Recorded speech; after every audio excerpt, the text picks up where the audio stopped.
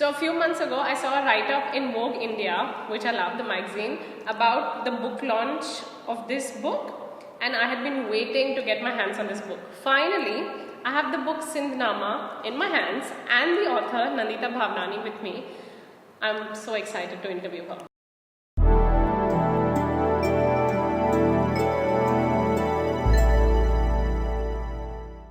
I want to ask you why Sindhnama, both the book and the name of this book.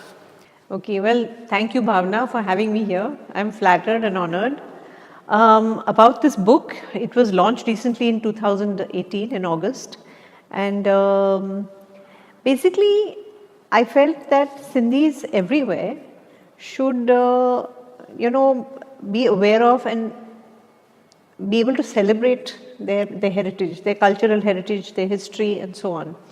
And it doesn't matter whether they're in India or Pakistan or in the diaspora, but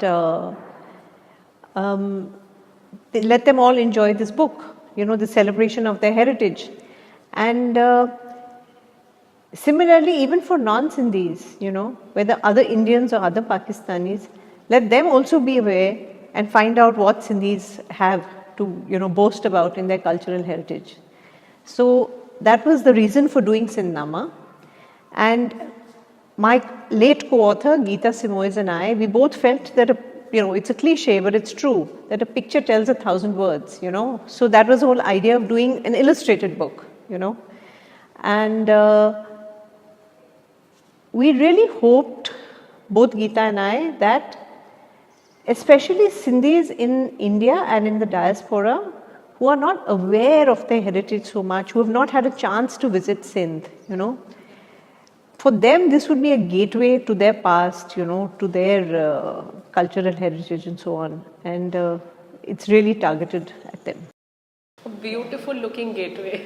So coming back to the title, Sindhnama, Sindhnama, the word Nama would mean history, and it's a Persian word, and it has other connotations because the very first history of Sindh was the Chachnama.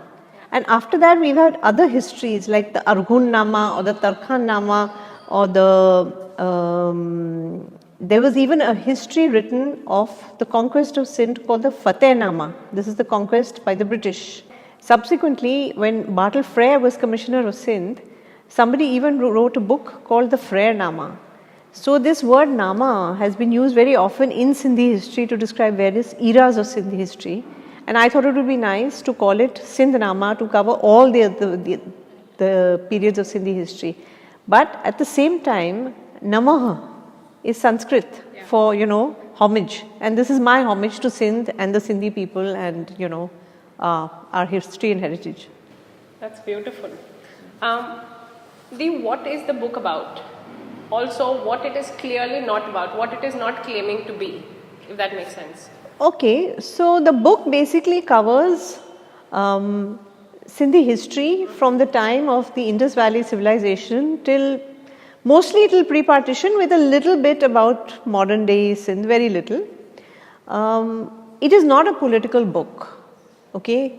So I have not entered any political discussion of partition, of communal relationships, of the various problems that Sindhi Muslims have faced in Sindh after partition, or even of the problems that Sindhi Hindus who have not migrated, the problems that they have faced, after partition. So it's not a political book. I've steered clear of all that, and it's, like I said, it covers various eras of Sindhi history, starting from the Indus Valley civilization. And it's also divided into different regions. Yeah. And the hope is that, say, someone from Shikarpur may go straight to the chapter on Shikarpur, or somebody from Hyderabad would go to the chapter on Hyderabad, because many Sindhis identify with the places where their families came from. And it's got various bits of history, it's got folk tales, it's got a few recipes, it's got all these, possibly something about textiles like ajrak and case, so it's got a little bit of everything. Dee, can you please talk about your co-author Geeta Simoes and also about how this book happened? Who are the publishers? What was the role of all of them together? So my late co-author, Geeta Simoes, she was a lovely lady. She was born a Sindhi and her maiden name was Vaswani, and her grandfather never left Sindh, even after partition. He stayed on in Sindh because he said, this is my land and I have been born here, I am living here and I will die here. And he refused to leave. So every summer, Geeta and her mother would go to Karachi for the summer holidays. And this continued till the 1970s. So Geeta also developed a relationship with Sindh, and she was aware of the beauty of Sindhi handicrafts, Sindhi textiles, Sindhi embroideries, or even Sindhi Sufi music. Her grandfather was a strong believer in Sufism, and he would regularly hold Sufi chowkis or musical evenings at their home. So Geeta grew up with a very strong sense of being Sindhi, and later she became a designer of coffee table books, you know. And it was her dream to design a coffee table book on Sindh and Sindhi people and their culture. This was really her dream. And so we teamed up, both of us, and we were looking for a publisher, and Geeta was a trustee of a foundation called the Hekar Foundation, which has published some books in the past, and she and one of the other trustees, that is Brinda Somaya, they both agreed, along with the other trustees, to publish this book. So Geeta had two roles to play with this book. She was co-publisher and she was designer. So unfortunately we lost her very tragically and very suddenly halfway through the making of this book.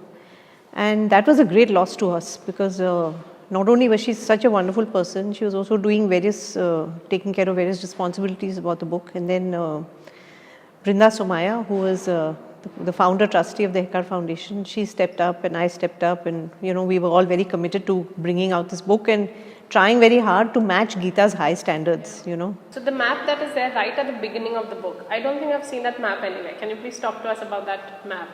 So that is a map that we have created, you know, and actually this was Geeta's idea again.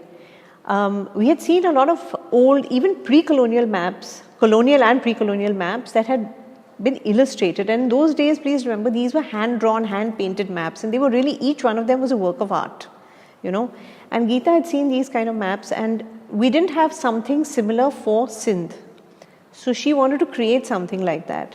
So the designer, that is Tina Nasira Badwala, she did a good job, she did a great job in fact of designing that map. And then we brought in an illustrator, Rajesh Karande, and he also did a lot of these small illustrations, and together we've brought this map together, which is great.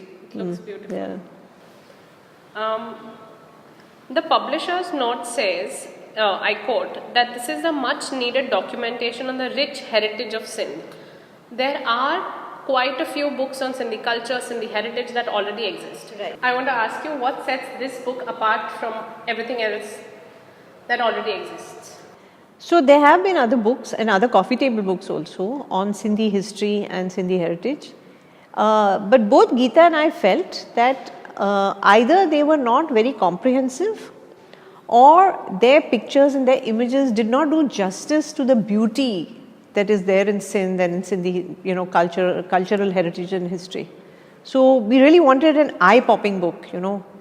And this was really like Geeta's vision, you know, the image part of it and the look, the design, that was really her vision. And a large role has been played by the photographer who was brought on board by one of our donors. He's a Pakistani photographer based in Lahore, and his name is Nadeem Khawar.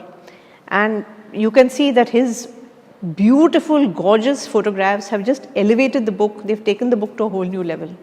Yeah, so I truly cannot imagine this book without pictures. It's beautiful. Yeah. In your introduction, you have mentioned this, and I quote, Sindh has been the crucible of a rich tradition of Sufism, home to a relaxed version of Hinduism, a lenient form of Islam, and the gentle Sikhism of Guru Nanak.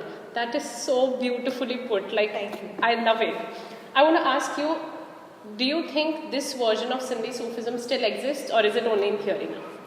Well, I do feel that it does exist among many pockets of Sindhi Hindus in India and in the diaspora, and definitely among large numbers of Sindhi Muslims and Sindhi Hindus in Pakistan even today, in Sindh. Yes, definitely. Okay. This book has very select few food recipes in it. It's definitely not a food book, Sindhi food book, not a Sindhi cookbook. But what fascinated me was there's this jasmine flower sherbet. I'm very interested to know what was your thought process behind this Okay. food. Yeah. Great. So basically, Geeta was a big foodie, and you know, every time you went to her house for a meal, there was like her table was a real delight. She would really like enjoy preparing and eating good food. So she was very clear from the beginning that we have to have at least a few recipes in the book. We have to portray Sindhi cuisine. So we didn't want to have any recipes just for the sake of recipes. So a couple of recipes are for typically Sindhi food like palo and bhir, and other recipes are more region specific, like the jasmine flower sherbet, that is Mogranjo sherbet, that was made in Shikarpur. I didn't know there's a sherbet like that. Yeah. Yeah, well, no, actually you should be thanking Anita Raheja, whose cookbook we took it from, because people like her, Aruna Reed Singhani, Deepan Bharat Chachra and others, Kalam Primlani and so on, they've written a lot about Sindhi recipes and Sindhi food. So that is a very Shikarpuri recipe, Mogranjo Sharbat. Similarly, Deepan Bharat Chachra, they are Thatai Bhatiyas, and I took a recipe from their book for this Chantaro, which is like it's like a loli, something like that, but it's made out of red rice flour, And we actually made it because we had to shoot it, so we made it at home and it tasted lovely, And then of course Tairi, which was such a typically Sindhi dish. And we also wanted to show that in Ladkana, which is a big rice growing region, we wanted to show some recipe connected with rice, So it was very region specific. And for Hyderabad, we had this, it's not a recipe per se, but it's a story, almost a half recipe, half story about Mithi Chutney, written by Maya Shivdasani. And it just is a slice of life of that time and that era in Hyderabad, Sindh, And continuing that, she's written yes, how the recipe continues and the Mithi Chutney continues. And it also makes the family bond stronger through something edible. Yeah. So, the book has very interesting objects, things which are very mundane at times, like case, which I would like you to touch upon a little bit. But also I want you to tell me the story of the Sindh horse, which you told me yesterday on the flight. And I wasn't aware that a regiment named after Sindh, like the only regiment. Can you please talk a little bit about that? So the Sindh horse played a role. It was formed in, if I mistake not, well before the British conquest of Sindh, and it played a role in the conquest as well. And it is the only regiment, it and its whatever sister regiments, they were the only ones to be named after Sindh, And anyone who is familiar with the history of John Jacob, after whom Jacobabad is named, they would also know that he commanded Sindh horse, and it was stationed in Jacobabad first and then later in the north for a long time. And interestingly, this regiment was given to India at the time of partition, not to Pakistan. And in 2012, it celebrated its 175th anniversary, and the Indian government has actually issued a stamp on that occasion commemorating the Sindh horse. I think it's something to be very proud of, and that's why I was very happy to include a section on that. I didn't even know this exists. Thank you for doing this and picking up facets which are really fascinating but so unknown, unearthed. And this case, which is I have been brought up wearing a case, and I never thought that this could be a part of our heritage, which is so integral to our community, our culture. And if I'm not wrong, it's in Hindus and Muslims both, right? Yes. It's I would say universally found in Sindhi households, and even I've grown up using cases, and I still have cases in my house. And it was interesting that at one time Sindh was known, it was famous for the quality of its cases, and they were even exported to the West, to Europe at one stage. And frankly, this book is already 300 pages, and we had our constraints in terms of what we could include and what we couldn't. If I had my will and if I had included everything that I wanted to, it would be a 900-page book at least. Part 2 and part 3. No, I don't see that happening right now. But this was one of the things that we were able to include, the case, and But why this decision to include something isn't fancy looking or something which people pass down? Do they pass it from generation? they could, I suppose. But I would say, why not? Why not? Because, you know, it is such an integral part of our houses and our lifestyle. So why not? We should know a little bit more about it. Thank you. Can you please tell us a little more about the types of images in the book? Okay, so, you know, this was again Geeta's dream. Like I said, she had this real vision for this book, and we've got a lot of contemporary images of Sindh, most of which are from Nadeem Khabar, who's just a genius photographer. And we also have other archival images like old photographs, you know, from family albums, literally from people's family albums. And we have old paintings and lithographs and maps which were taken from libraries and institutions all over the world, like the British Museum, the British Library, the V&A. The National Museum is another treasure trove, so we had a lot of material, you know, to use. And also images of handicrafts and textiles, you know, those as well. Now, there are so many books that already exist, and I'm not sure what either my generation or my generation after, whether they are still reading books, and whether they are interested in their culture, heritage, history, or if they are like, stop shoving that down our throat, you know. So who is this book for? So actually, it's for anybody who is interested in Sindhi history, heritage and culture. And I think a lot of Sindhis themselves would be interested. Maybe not everyone is interested, and that's perfectly fine, because, you know, some people are interested in history and some people aren't. So it's for those people who are interested, okay? And it may interest you to know this, okay, that you're talking about your generation or the generations after, but even my father's generation, even the generation that left Sindh, they themselves, many of them are not aware of many of these places that have been depicted in this book. Because, you see, there are several reasons for this. Number one, there was no tourism in that era. If people traveled, it was for work, or if it was for pilgrimage, or it was to visit family. There was no culture of tourism, either in Sindh or elsewhere in India at that stage. Okay, that is number one. Number two, you are talking about your generation and the generations after. Even my father's generation, my parents' generation, who came from Sindh when they were children, they themselves did not know much about many of the places that have been portrayed in this book. And there are many reasons for this. One is that in that era, there was no culture of tourism, you know, either in Sindh or elsewhere. If people travel, they travel mainly on work or for pilgrimage or to visit relatives. There was hardly any culture to go sightseeing, you know. Secondly, even in schools, Sindhi school children were not taught that much about Sindhi history, you know. They were taught a little bit about the Kalhodas and the Talpurs, but it was still the colonial period, you know, and they were not focusing so much on their own history. So thirdly, in those days, Hindu children were also kept away from Muslim places like Muslim tombs or Muslim dargahs or mosques, you know, and part of it was maybe a fear of conversion, but also part of it was generally possibly a fear of places related to death. This is pre-partition. This is pre-partition. So I'm saying that pre-partition era, in that era, many Sindhi Hindus also had not visited many of these places, you know, mentioned here. So for them also, it has been an eye-opener, you know. So. Also, people who are from Shikarpur, they don't know how Thatta looked like. Exactly. Yeah. And vice versa. Yeah. Okay. Thank you for this interview, but more importantly, thank you for writing this book. No, really, I did not know that I have I already knew I have a very good, rich cultural heritage, but this is so beautiful and so informative. I really love knowledge, so thank you.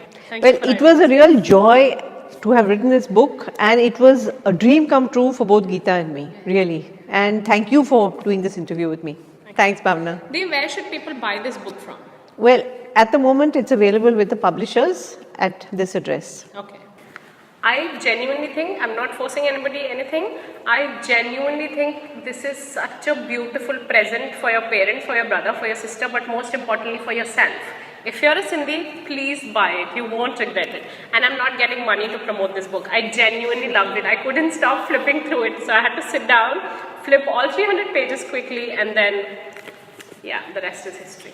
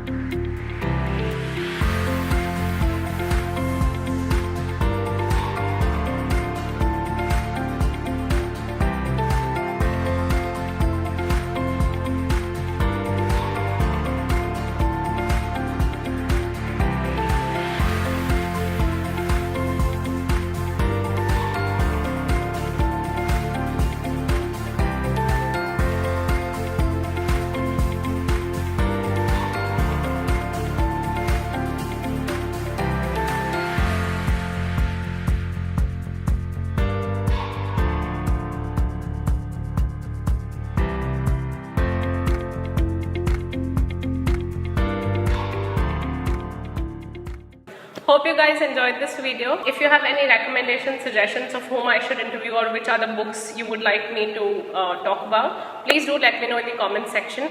Till then, please subscribe to the channel for lots more informative, fun videos like this, and I'll see you in my next video. Bye.